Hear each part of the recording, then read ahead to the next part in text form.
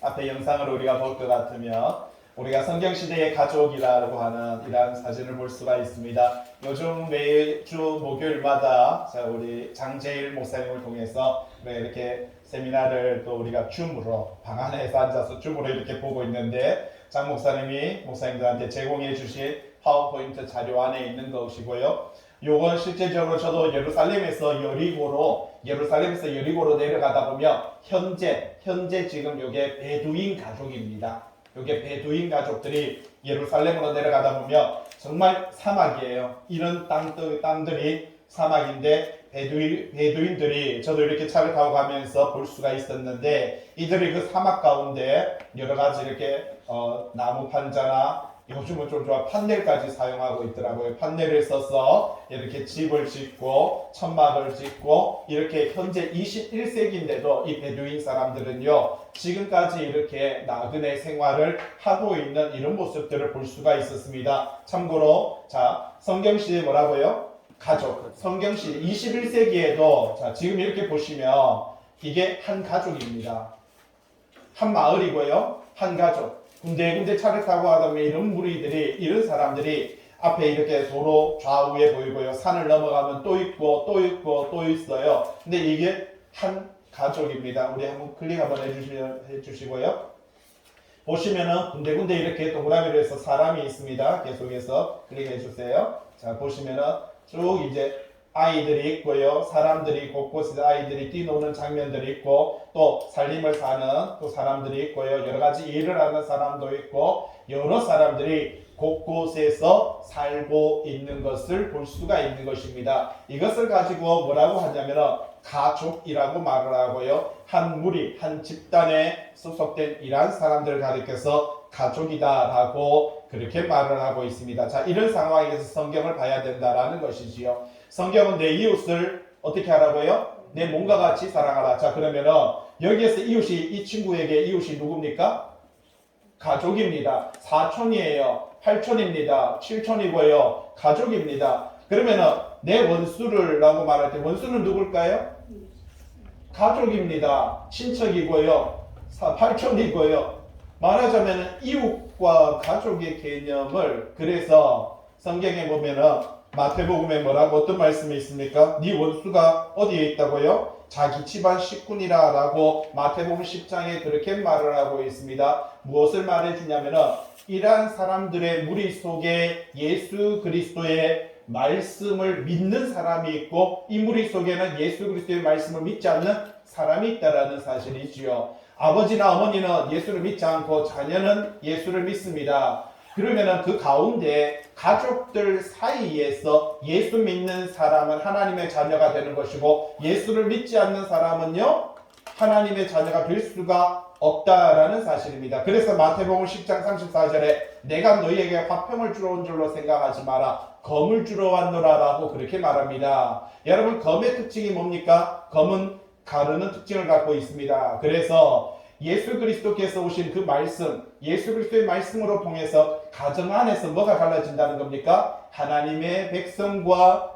말하자면 하나님의 백성 아닌 자들로 구분이 되고 달라지게 된다라고 하는 이 사실을 우리들에게 들려주고 있는 것이지요. 그래서 한번 클릭해 주시고요. 자, 이러한 것들을 여러분들은 머리에 생각하시고, 구약시대의 가족들이 아담과 하와, 좀 전에 말했듯이 아담과 하와, 가인과 하벨, 그렇게 말을 하면 여러분들의 사고방식과 생각 속에 최소한 그 당시의 가족 그러면은요, 기본 300~400명에서 많게는 1000명, 많게는요 몇만 명까지 되는 그 무리를 가리켜서 구약시대에는요 가족이라고 이렇게 말을 합니다. 그래서 이 가족과 이웃과 원수의 개념에, 원수는 누구냐? 이 가족 공동체를 파괴하는 사람을 가리켜서 원수라고 말을 합니다. 그러니까 멀쩡히 내 사촌 중에, 내 삼촌 중에, 말하자면 내 형제 중에서 우리 이 그룹을 파괴하는 사람이 뭐라고요? 원수가 된다라는 사실입니다. 그러면 이웃은 누굽니까? 이 가족 공동체와 함께 가는 사람들을 가리켜서 뭐라고요? 이웃이다라고 그렇게 말을 하고 있다는 사실입니다. 자, 그래서 아담과 하와의 관계 속에, 그리고 노아의 그 바로 자녀들 속에 그리고 아브라함의 가족들 속에 이 모든 공동체 바로 수천 명 아니면 수백 명 이 많은 사람들을 가리켜서 말하고요. 보통 그 당시에는 할아버지가 있고요. 아버지가 있으면 할아버지에도 할머니가 양쪽에 계실 거고요. 또 아버지도요. 어머니가 있지만 수많은 첩들이 있었던 것을 발견할 수가 있다는 겁니다. 그런데 자녀들이죠. 평균적으로 4대 정도가 아니죠. 5대, 6대, 7대, 8대 왜? 아브라함이나 노아나 이런 사람들은 기본적으로 살았던 염도를 보면 노아 같은 경우에는 노아가 600세에 누구를 낳았다고요? 셈과 함과 야벳을 낳았다라. 그러면은 여러분 생각해 보세요. 590년 동안 애 한 명도 안 낳다가 갑자기 600년 돼가지고 낳았겠습니까? 어떻게 우리는 성경을 그렇게 성경을 보는지 모르겠습니다. 590년 동안 아이를 낳았죠. 자, 가임기에 대한 이야기를 드렸는데 그 당시에 보통 결혼하는 나이는요 15세에서 20세 정도의 나이에 결혼을 했습니다. 저희 장모님도 물어보니까 16살에 시집을 갔다고 해요. 우리 여기 산 증인이 있습니다. 그 당시에 이 시대에는 구약 시대는요 보통 15세에서 20세 정도의 결혼을 하는 그런 나이를 갖고 있고요. 우리는 지금 뭐 말하자면 25세에서 보통 아마 여러분들도 30세 정도에 결혼하셨고요. 지금 요즘 보면은 30세에서 35세 정도에 이렇게 결혼하는데 어른 시대에 딱 보니까 그죠? 우리 부모님 시대에 보니까 벌써 16살에 시집을 갔다라고 그렇게 말을 합니다. 그렇게 본다면 이 개수는 대단하지 않습니까? 그리고 생육하고 번성하고 땅에 충만하라는 것이 바로 성경적인 진리다 보니까 이 그 당시에 가족이라는 개념은요 상당히 우리가 생각하는 요즘같이 핵가족, 가족 그러면 4명, 5명, 3명 이런 가족의 개념이 아니라 그 당시에 가족 그러면요 보통 몇백 명 아니면 몇천 명 아니면 몇만 명 이것을 가리켜서 가족이다라고 하는 것을 말을 해주고 있다라는 사실이죠. 아브라함의 가족이 어떻습니까? 그 다음에 롯의 가족, 그 다음에 이삭이 어떻습니까? 그리고 에서와 야곱을 낳죠. 야곱은요 12명의 아들을 통해서 민족을 이루는 것을 볼 수가 있습니다. 이 야곱의 가족들이 출애굽할 때는요 자그마치 성경에는요 거의 50만 명, 60만 명, 장정만 야곱의 가족들이 출애굽할 때 장정만 성경이 말하면 장정만 60만 명이라고 이렇게 말을 하고 있습니다. 그러면은 야곱의 가족이 얼마나 되는지 대충 기억이 되죠. 장정만 60만 명이라고 이렇게 말을 하고 있는 것을 볼 수가 있는 것이지요.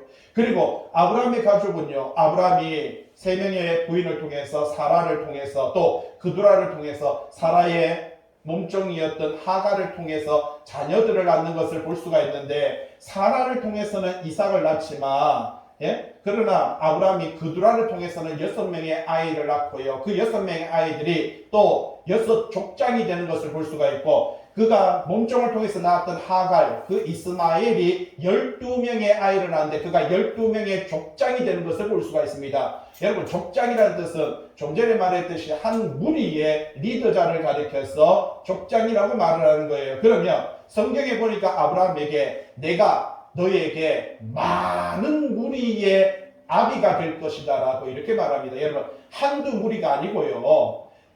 말하자면 이삭과 야곱의 무리가 아니고 여기서 나는 족속이 아니고 좀 전에 말했듯이 그두라를 통해서 6족속이 만들어지고 하가를 통해서 그리고 이스마엘을 통해서 12족속이 만들어지고 뿐만 아니지요. 사례는 아이를 낳지 못하다 보니까 그냥 길거리에 있는 돌아다니는 고아들은 다 주워 모아가지고 다 키우다 보니까 나중에 아브라함이 롯을 구하러 갈 때 그때 뭐라고 말합니까? 키우고 길렀던 자 318명이라고 이렇게 말합니다.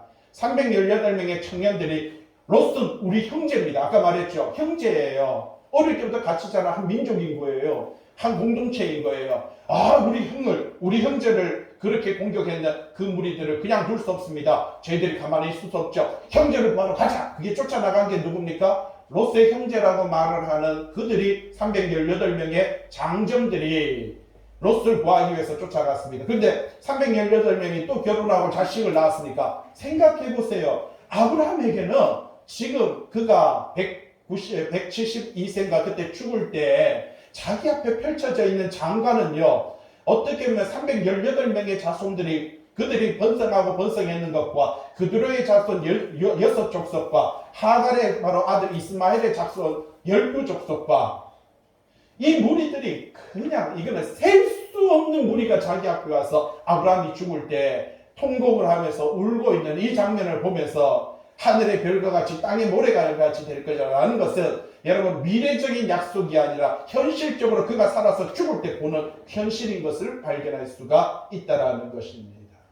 이게 성경의 내용인 것이지요. 성경은 이런 측면에서 우리가 볼 수가 있어야 된다라는 겁니다. 다음 그림 한번 볼까요? 그래서 성경시대의 가족이라는 것은 어떻게 보면 하나의 이런 공동체 이 정도 여러분 이 정도 되면 아까 전에 그림하고 틀리죠. 21세기의 아까 전에 그 모습인데 이 정도 되면은요 거의 뭐 부자입니다. 예루살렘에 상당한 부자입니다. 그런데 여기서 보면 여기도 한 가정, 여기도 한 가정, 여기서 공동체로 모이는 사람들, 여성들은 왔다 갔다 하면서 음식을 나누고 여기도 한 가정, 여기도 한 가정, 여기도 한 가정, 남자들은 벽돌을 하고 이렇게 하고 또 일하러 가는 사람도 있고요. 아이들은 뛰어놀고요. 여기는 소도 키우고 여기도 한 가정, 여기 밑에도 한 가정 이렇게 해서 지붕이 만들어지는 것을 볼 수가 있는 것이지요. 얼마나 많은 공동체를 살아가고 있습니까? 이러한 공동체의 모습 속에서 이게 한 집입니까? 옆에 또 이런 집이 있죠. 옆에 이런 집이 있죠. 이러한 형태에서 성경이 기록되어 있고 이러한 형태 속에서 성경이 우리에게 어떤 메시지를 전달하고 있다는 사실을 오늘 저와 여러분들은 이 말씀을 보면서 우리가 느끼고 또 배워야 된다라고 하는 사실입니다. 그래서 오늘 우리가 말씀을 볼 때마다 여러분들이 앞으로 계속해서 이 지도를 볼 수는 없지만 이 그림을 볼 수는 없지만 이제 머릿속에서 이러한 것들을 삽입시켜 놓으시고 그렇게 한 다음에 여러분들이 이제 가족 그러면은 우리 집 같은 4명, 5명 이 개념이 아니라 성경에서 나오는 가족 그러면은요 수백 명, 수천 명 내 이웃을 그러면 사촌, 팔촌 뭐 이종, 사촌 그리고 친구들이 다 따지고 보면 다 형제들이에요. 원수 그러면은 옆동 아니에요. 좀 전에 말했죠. 원수는 뭐라고요? 그 가족 공동체를 뭐 하는 사람? 파괴하는 사람, 해치는 사람을 가리켜서 내 가족 공동체를 해치는 사람을 가리켜서 성경은 우리에게 바로 원수다라고 그렇게 말을 하고 있는 것을 볼 수가 있는 것입니다. 자, 우리는 지난주에 사랑에 대해서 히브리적인 사랑에 대해서 우리는 설명을 드렸습니다. 사랑의 첫 번째 조건이 뭐라고요? 달라붙다라고 하는 것이죠. 자, 첫 번째 뭐라고요? 달라붙다 같이 합니다. 달라붙다. 두 번째는 결정을 따르는 겁니다. 세 번째는 원하는 것을 하고요. 네 번째는 원하지 않는 것을 하지 않는 것입니다. 좀 전에 우리가 지금 바로 공동체를 보았죠. 공동체 안에는 제일 큰 어른이 있는 것입니다. 그래서 그 어른이 바로 결정하는 말하자면 우리가 아프리카나 이런 데 보면은 족장이 있는 것이지요. 족장의 결정을 따르는 것이 바로 그 공동체에서 살아가는 방법이다라고 하는 사실입니다. 그래서 이 성경에서 말하고 있는 사랑이라고 하는 것은 바로 그 공동체, 내가 그 공동체 안에 있다라고 하는 것은 그 공동체의 결정을 따라가는 것이고요. 그 공동체가 원하는 것은 하고 그 공동체가 원하지 않는 것은 하지 않는 것. 그래서 그 공동체 안에 내가 붙어서 삶을 살아가는 것을 가리켜서 뭐라고 말한다고요? 사랑이다 라고 이렇게 말을 하고 있습니다. 그런데 여러분 그 공동체 좀 전에 보셨지만 공동체 안에서 어떤 사람은 벽돌을 나르고요, 어떤 사람은 쇠면을 붙이고, 어떤 사람은 일하러 가고, 어떤 사람은 음식을 만들며, 어떤 사람은 소를 키우고, 어떤 사람은 양의 젖을 짜며, 어떤 사람은 청소를 하고, 어떤 사람은 여러 가지 일을 하면서 공동체가 존속하기 위해서 노력하는 그 사람을 가리켜서 성경은 이웃이라고 그렇게 말을 합니다.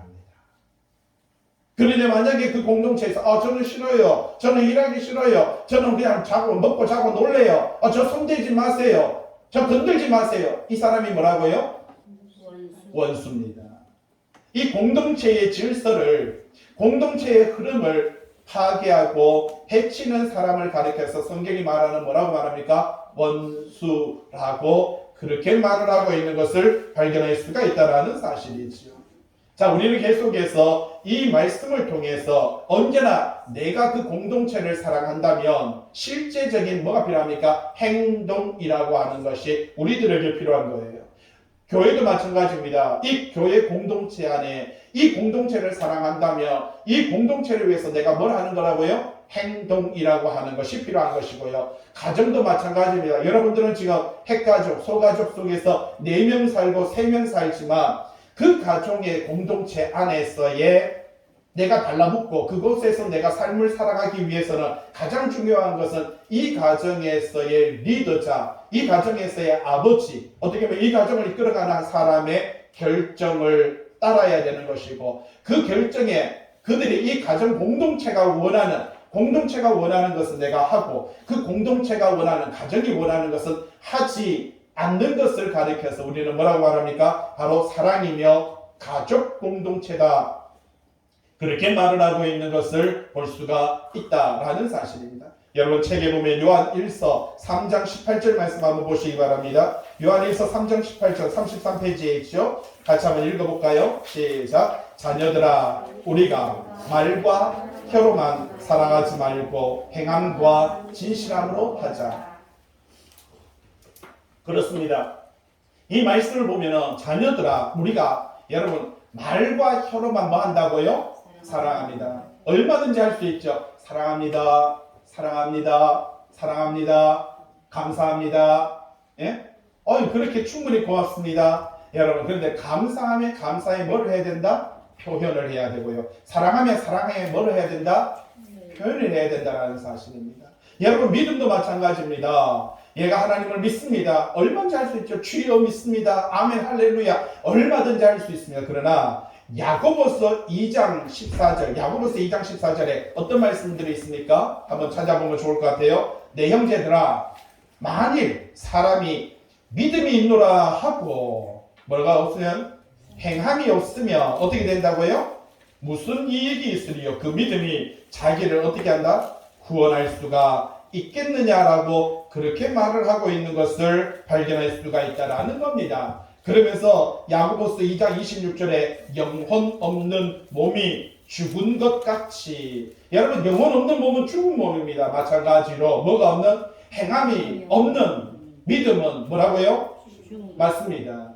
내가 교회에 나와서 공동체 안에서 내가 믿습니다. 아멘 할렐루야. 아무리 말을 해도 믿습니까? 믿습니다. 아무리 외쳐도 뭐가 없으면? 행함이 없으며 이렇게 말을 하고 있는 것을 발견할 수가 있다는 것이죠. 성경책에 있으면 야고보서 2장 15절 말씀 한번 보세요. 행함에 대한 이야기를 들려줍니다. 만일 형제나 자매가, 여러분 보세요. 좀 전에 그 공동체, 좀 전에 말했죠. 보통 200명, 300명, 500명, 1000명, 10,000명 이렇게 수많은 공동체의 형제들과 자매들이 있는데 그 가운데서 옆에 있는 공동체, 옆에 있는 가족, 말하자면 친척, 4천, 8천, 7천, 12천, 32천 수많은 공동체의 사람들 중에서 뭐라고 말합니까? 형제나 자매가 어떻게 헐벗고 일용할 양식이 없는데 그 사람이 여러분에 왔어요. 형제요. 내가 지금 먹을 것이 없네. 내가 입을 것이 없네. 라고 말을 하니까 뭐라고요? 너희 중에 누구든지 그에게 말하기를 어떻게 하라고요? 평안히 가라. 덥게 하라. 배부르게 하라 하며 그 몸에 쓸 것을 주지 아니하면 무슨 유익이 있으리요? 이와 같이 행함이 없는 믿음은 그 자체가 어떤 거라고요? 죽은 것입니다. 요즘 제가 이렇게 장재일 목사님 강의를 계속 들으면서 이런 말씀들을 보면서 이 말씀과 같이 적용을 해봅니다. 장 목사님이 또 한 가지 더 이야기, 마태복음 5장에, 여러분 마태복음 한번 살펴보세요. 마태복음 5장에 보면은 우리는 복에 대한 이야기를 하고 있는 것을 볼 수가 있다는 사실이지요. 그런데 5장 4절에 보니까 애통하는 자는 복이 있나니 그들이 뭘 받는다고요?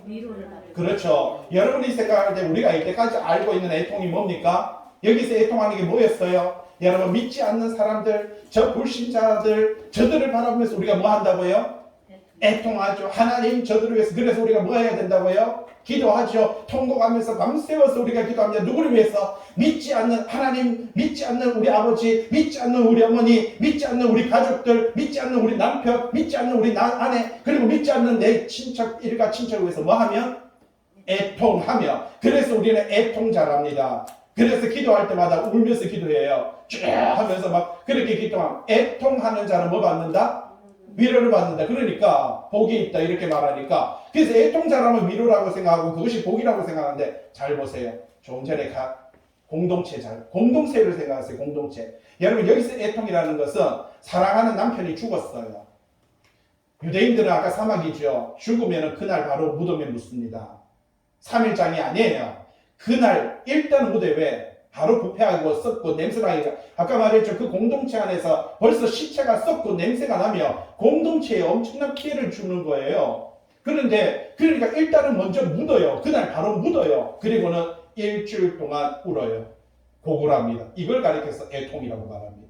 그런데 유대인들에게 있어서 사람이 죽는 그 집은요 부정하다라고 말을 합니다. 여러분 부정하기 때문에 그 사람은 음식을 못 만들어요. 근데 일주일 동안 뭐 해야 된다고요? 애통을 해요. 고굴 해야 돼요. 그러면 그 사람은 뭐 먹고 살아야 될 거 아니에요. 먹으면서 바로 애통을 해야 되는데 옆에 있는 좀 전에 일가 친척들이 뭐 한다고요? 밥을 갖다 주고 음식을 갖다 주고 여러 가지 고기를 구워 주고 여러 가지 하면서 주는 것을 가리켜서 뭐라고 말합니까? 그게 위로라는 겁니다. 이해됩니까? 위로는요 행동을 보일 때 위로예요. 그런데 뭐라고 해요? 사람 사는 게 다 그런 거 아니까. 죽은 사람은 죽은 사람이지만 산 사람은 살아야 안 되나? 먹고 힘내래. 그리고 안 줘요. 먹고 힘내라고 했으면은 먹고 힘내는 걸 줘야 되는데 야 먹고 힘내래. 먹고 힘내라고 하고 말로만 하고요. 이거는 위로가 아니다라는 겁니다. 이게 성경이 그래서 지금 공동체라는 이 그림을 보고 여러분들이 생각을 하고 말씀을 보는 것이 중요하다라는 것을 우리는 이 말씀을 통해서 짚고 넘어갈 필요가 있다라고 하는 사실입니다. 여러분 갖고 있는 책 24페이지 한번 보시기 바랍니다. 자, 3장 1절이죠. 보라. 아버지께서 어떠한 사랑을 우리에게 베푸셨는지. 자, 하나님께서 우리에게 뭘 베푸셨다고요? 사랑. 뭐가 없으면 사랑이 아니다? 행함이 없습니다. 그러면 하나님의 사랑도 뭘로 드러납니까? 그렇죠. 행함으로 드러나죠. 마태복음 3장, 요한복음 3장 15절에 뭐라고요? 하나님이 세상을 어떻게? 이처럼 사랑하사 하나님께서 우리를 사랑하시니 그 사랑이 독생자를 주시기까지 우리를 뭐 했다? 그렇죠. 행함으로 드러났다라고 성경은 우리에게 강조하고 있는 것을 볼 수가 있다는 사실입니다. 자, 요한일서를 통해서 3장 1절을 통해서 우리에게 말합니다. 보라. 뭐라고요? 그 하나님의 사랑, 그 아버지의 사랑이 어떠한지, 어떠한 사랑을 우리에게 베풀었는지, 예? 하나님의 사랑이 무엇인지 아니? 그 다음 이야기 보세요. 하나님의 자녀라 일컬음을 받게 하셨다. 무슨 말입니까? 하나님의 사랑이 얼마나 놀라운지 그 하나님의 사랑이 저와 여러분들을 종되고 죄인인 우리를 하나님의 자녀, 하나님의 백성 이렇게 삼으셨다라고 하는 이 하나님의 자녀 된 것이 하나님의 가장 큰 사랑이 뭐라고요? 하이라이트니라 이렇게 말을 하고 있다는 사실입니다. 저와 여러분이 하나님의 백성이 되고 저와 여러분이 하나님의 자녀가 되었다라고 하는 여러분 이 믿음의 증거 자체가 바로 하나님의 뭐라고요? 사랑. 그렇게 말을 하고 있다는 사실입니다. 밑에 동그라미 5번에 한번 보세요. 자녀에 대한 것은요 두 가지를 말합니다. 출생을 통해서 우리는 자녀라고 말을 하죠. 내가 낳았던 바로 자녀. 그러나 또 다른 자녀가 있죠. 바로 양자로 입양했는 것을 가리켜서 우리는요 자녀다라는 사실입니다. 여러분 예수 그리스도는 하나님의 독생자라고 말을 하지만 저와 여러분들은 하나님께 뭐가 되었다? 바로 자녀로 양자로 입양되었다. 그러나 저와 여러분들도 다 따지고 보면 우리의 영혼이 다 누구로부터 왔습니까? 그렇죠. 우리가 하나님으로부터 왔던 거예요. 그런데 하나님으로부터 왔던 내 자녀가 내 아들이 세상이 좋아서 세상의 쾌락이 좋아서 세상의 명예가 좋아 세상의 것들이 좋아서 세상과 하나님과는 결별하고 그게 바로 탕자 비유 아닙니까? 아버지와 결별하고 아버지의 것을 가지고 아버지를 떠나서 세상을 향해서 허랑방탕을 하다가 모든 것을 잃어버리고 내가 아버지 집에 가리라. 그랬더니 벌써 상구가 뭔데 거리가 뭔데 먼 발치에서 아버지가 마을 어귀에서 좀 전에 보셨죠? 그 사막의 저 끝에 보면요 사람이 보여요. 근데 요즘보다 그때 사람들은요, TV도 없고 스마트폰도 없으니까 눈이 얼마나 좋은지 기본 2.5, 3.0이에요. 그래서 상가가 먼데 거리가 먼데 동그랗게 참 먼 데서 오는 그 한 명의 청년의 모습을 보는 순간에 아버지는 내 아들이라는 것을 감지하고 쫓아가고 있는 이런 모습, 이게 아버지의 마음이다라고 하는 것을 성경은 우리들에게 증거하고 있는 것을 볼 수가 있는 것이지요. 이 아버지의 사랑이 어떠한지, 그렇게 우리가 하나님을 버리고 떠났던 우리, 죄 많은 우리를 하나님은요 안아주시고, 그리고요 귀걸이에, 코걸이에, 반지에 그냥, 그리고 소를 잡았어. 그 모든 잔치를 모르면서 내 잃었던 아들을 얻은 거야. 이 은혜가 저와 여러분들에게 있는 줄로 믿습니다. 성경을 말합니다. 보라, 사도 요한은요, 이 보라 얼마나 감동스러우면, 이 보세요. 보라, 동그라미 1번, 감탄의 역할, 감탄사의 역할을 하는 명령입니다. 얼마나 이게 감동이 되면, 여러분 보라, 요한계시록을 통해서도 사도 요한은 요한계시록을 통해서 뭐 했습니까? 보라, 곳곳에 보면 내가 보니, 여러분 한번 보세요. 여러분 스데반 집사님이 마지막 죽을 때 뭐라고 했습니까? 보라, 하늘이 열리며 라고 이렇게 말을 합니다. 보라, 하늘이 열리며 라고 이렇게 말, 주께서 쓰신 것을 내가 보노라. 그러면서 그는 기도합니다. 뭐라고요? 주여, 저들의 죄를 사하여 주옵소서. 저들에게 돌리지 말아 주옵소서. 스데반이 그렇게 기도하는 것을 볼 수가 있는 것이죠. 여러분, 하늘을 보고 하나님을 보는 사람은요, 세상의 것이 보이지 않습니다. 그런데 하나님을 보지 못하는 사람은요, 세상의 것에 눈이 돌아가 있어요. 세상의 것이 너무나도 커 보여요. 세상의 것이 너무나도 아름다워 보인다라는 사실입니다. 아버지께서 우리들에게 어떠한 사랑을 베푸셨는지, 그 사랑이 뭐라고요? 좀 전에 말했죠. 행함이 없는 사랑은 사랑이 아니다고 말씀하셨습니다. 그런데 하나님께서 우리에게 직접 행하시고 몸소 실천하셨습니다. 어떻게 하셨습니까? 저와 여러분들을 하나님의 자녀라, 내 아들이라, 내 자녀라, 뭐라고요? 일컬음을 받게 하셨다. 여러분, 우리가 그러한 줄로 믿습니다.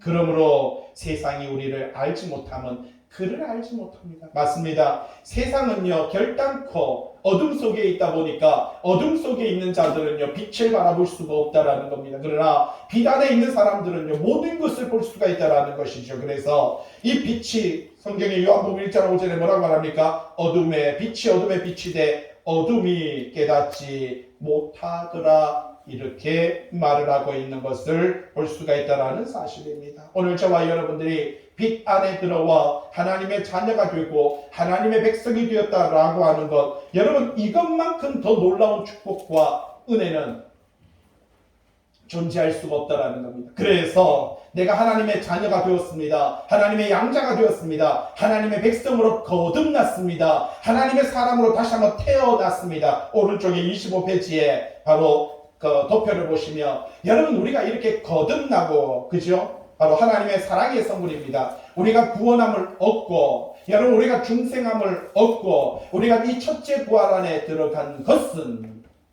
전부 다 하나님의 사랑의 선물인 줄로 믿습니다. 내가 잘난 것 없습니다. 내가 거듭남에 있었어. 여러분, 내가 구원함을 얻음에 있었어. 내가 중생함을 얻음에 있었어. 내가 이 첫째 부활 안에 들어감에 있었어. 여러분, 우리는 아무것도 아닙니다. 여러분의 자녀가 여러분의 가정에 태어날 때 약속하고 태어났습니까? 여러분, 우리는 선택권이 없습니다. 어느 날 태어나서 보니까 내 자녀가 내 가정 안에, 내 삶 속에 들어와 있는 것이고요. 어느 순간 그 자녀와 함께 살아가는 내 삶이 이어지고 있는 것을 볼 수가 있다는 사실이지. 여러분, 이 모든 것들이 하나님의 사랑이다라는 사실입니다. 그래서 여러분 보세요. 고개 들고 보시면 우리가 거듭났다라고 말하는 거 잘 보세요. 거듭났다라고 하는 거 요 도표에 보시면은 우리가 믿음 안에 딱 들어서서 삶을 살아가고 죽을 때까지 이 모든 삶을 가리켜서 뭐라고요? 거듭났다. 우리가 구원을 받았다. 여러분, 태어나서부터 예수 그리스도 안에서 삶을 살아가다가 죽는 그 순간까지 우리가 이것을 가리켜서요, 구원받았다. 우리가 중생함을 입었다. 그것도요, 여기서도 이 모든 것들을 가리켰어. 우리가 첫째 부활에 들어왔다. 여러분, 예수 그리스도를 믿는 순간부터 이 모든 시간들을 가리켜서 뭐라고요? 첫째 부활이라. 그래서 지금 도표가 그림이 그렇게 그려져 있는 것입니다. 믿음은 바로요, 내가 예수 그리스도를 믿을 때 출발하는 거죠. 믿을 때 거듭나는 겁니다. 믿을 때 구원함을 얻는 거예요. 믿을 때 중생함을 얻는 거예요. 믿을 때 첫째 부활에 들어가는 거예요. 그렇게 들어간 우리는 그 말씀은 과정이 필요하죠. 계명을 지키고 사랑을 실천하며 형제를 사랑하고 의를 행하며 선을 나누면서 그렇게 살아가야 된다는 겁니다. 왼쪽에 24페이지에 도표에 하나 있습니다. 하나님의 자녀의 단계별의 성장 모습이 있습니다. 첫 번째는 유아기가 있고, 두 번째는 아동기가 있고요, 청년기가 있고, 장년기가 있는 것을 볼 수가 있는 것이지요. 여러분, 유아기의 성도는요, 처음 중생, 좀 전에 말했던 구원, 거듭남, 첫째 부활에 들어가는 이 중생이 첫 번째 있어야 되는 겁니다. 그렇게 중생함을 얻고 거듭났어, 이렇게 구원함을 얻고 첫째 부활에 들어간 사람은 그러나 아직까지는 유아기인 것입니다. 그러다 보니까 신앙의 초보이기 때문에 배움의 시간이 필요하다는 겁니다. 그러나 아직까지는요, 과거에서 이 육체적인 사람, 옛사람에서 벗어난 지 오래되지 않다 보니까 아직까지 육신을 쫓는 삶을 살아가게 되고요. 그러다 보니까 쉽게 넘어지게 되는 것입니다. 그래서 우리 주변에는요, 후견인이 필요하다. 여러분, 아이가 태어나서 걸을 때까지, 그리고요, 먹고 살 때 어느 정도 성장할 때까지 끊임없는 부모의 보살핌과 인도함이 있어야 된다는 사실입니다. 아동기, 이제 초등학교가 되면은요, 아이들은 학교를 가기 시작합니다. 엄마와 아빠의 품을 떠나서 친구를 찾아 쫓아가기 시작한다는 사실입니다. 그리고 그때부터 배움의 길을 들어서는 것을 볼 수가 있죠. 아동기입니다.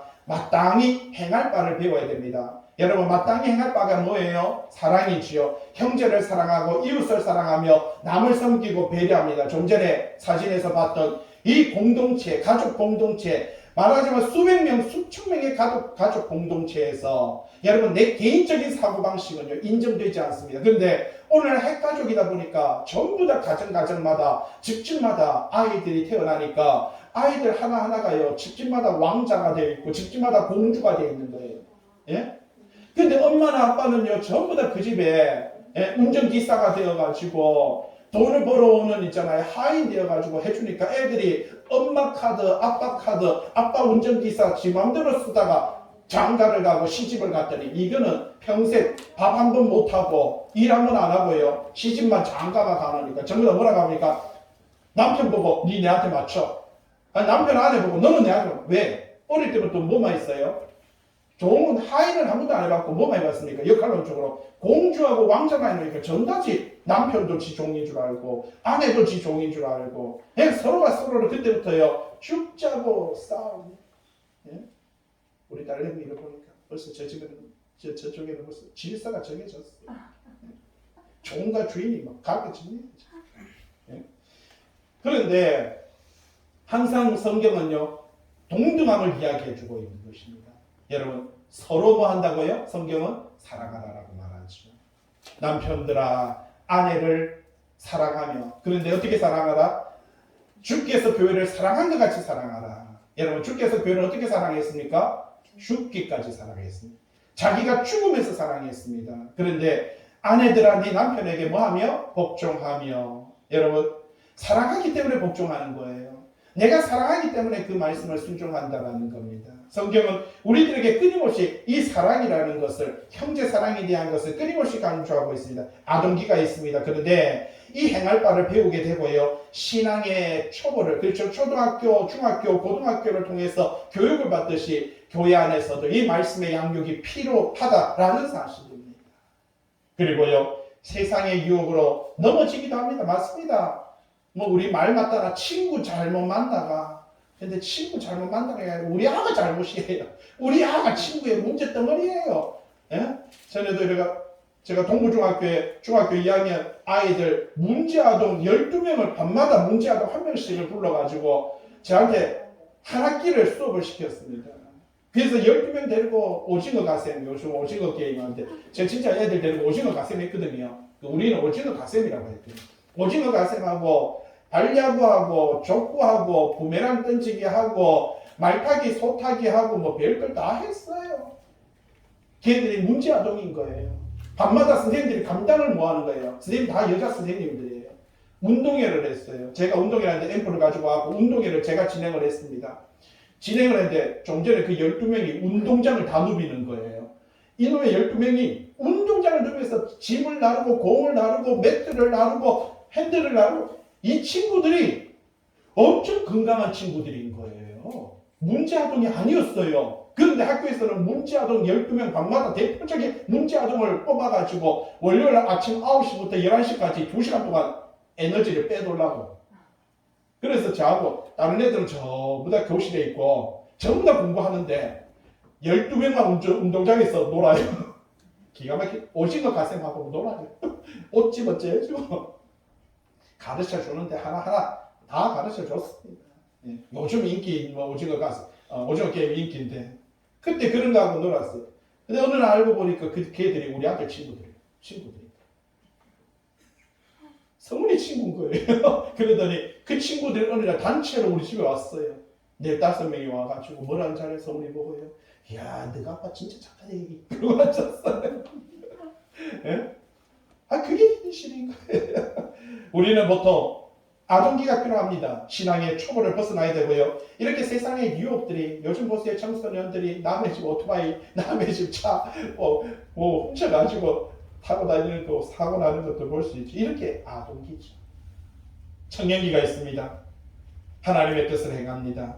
선과 악을 분별하죠. 이제 철이 들었다는 겁니다. 이제 결혼할 때가 됐다라는 것이지요.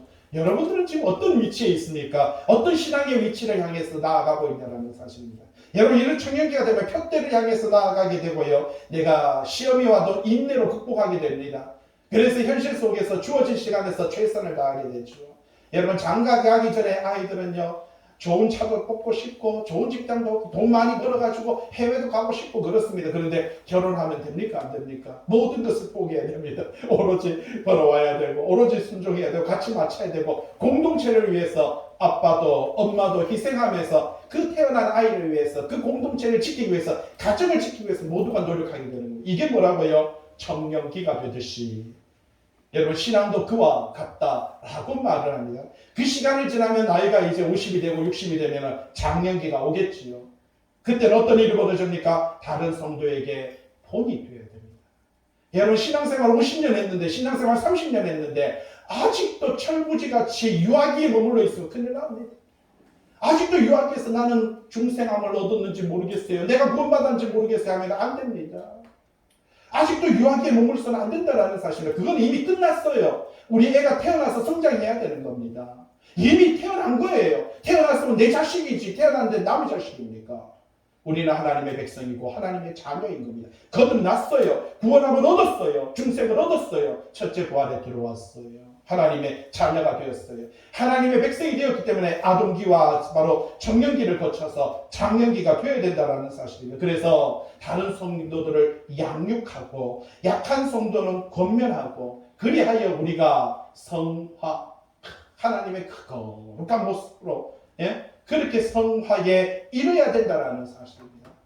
그리고 죽어서 25페이지 오른쪽에 보세요. 결과론적으로 마지막으로 하나님과 뭐라고요? 하나님과 화평해진다라고 그렇게 말을 하고 있는 것을 볼 수가 있다는 사실입니다. 이 요한일서 1장 한번 말씀 보세요. 3절.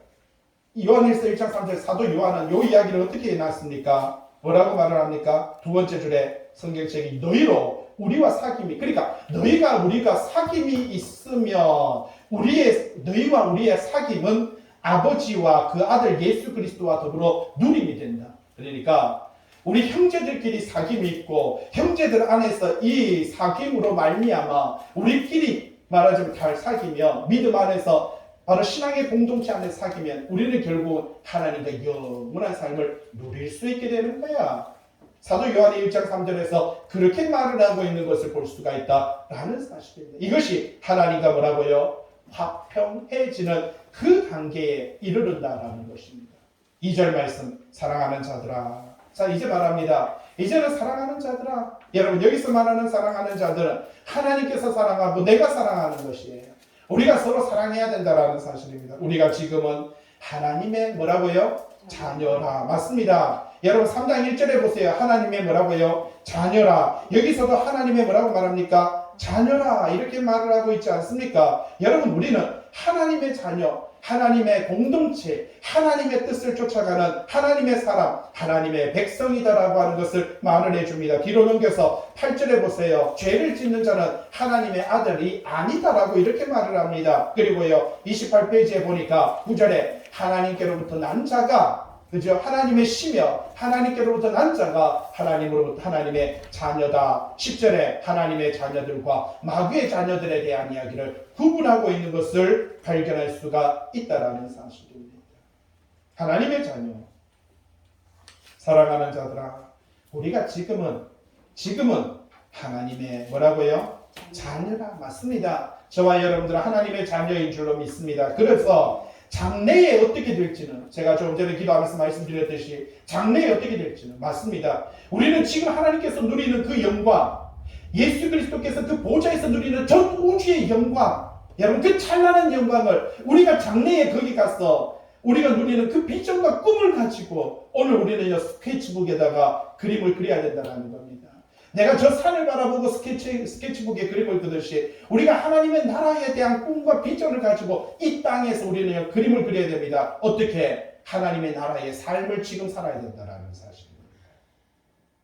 사랑하는 자들아, 하나님의 사랑을 받는 자, 또한 내가 여러분들을 사랑하는 이 자녀들아, 우리가 지금은 뭐라고요? 하나님의 자녀. 여러분 미래에 가서 하나님의 자녀라 했습니까? 지금이 하나님의 자녀라 했습니까? 지금이 하나님의 자녀인 줄로 믿습니다. 사도 요한은 여러분 요한일서 2장에 뭐라고 말을 했습니까? 18절에 아이들아 지금은 마지막 때라. 잘 보세요. 지금은 마지막 때라. 종말이 언제입니까? 말세가 언제입니까? 라고 말을 하니까 지금이라고 말을 합니다. 그런데 사도 요한은 3장에 가서 자녀들아 지금은 하나님의 자녀라. 그렇죠. 종말을 살아가는 이 세상의 마지막 때를 살아가는 현재 우리가 지금 하나님의 뭐라고 말합니까? 자녀다. 장래에 하나님의 나라에 가서 여러분 이 땅에서 힘들고 어렵지만 그 나라에 가서는 내가 그 보화, 그 영광, 그 찬란함 하나님께서 누리시는 전 우주의 그 영광을 내가 장래는 어떻게 될지.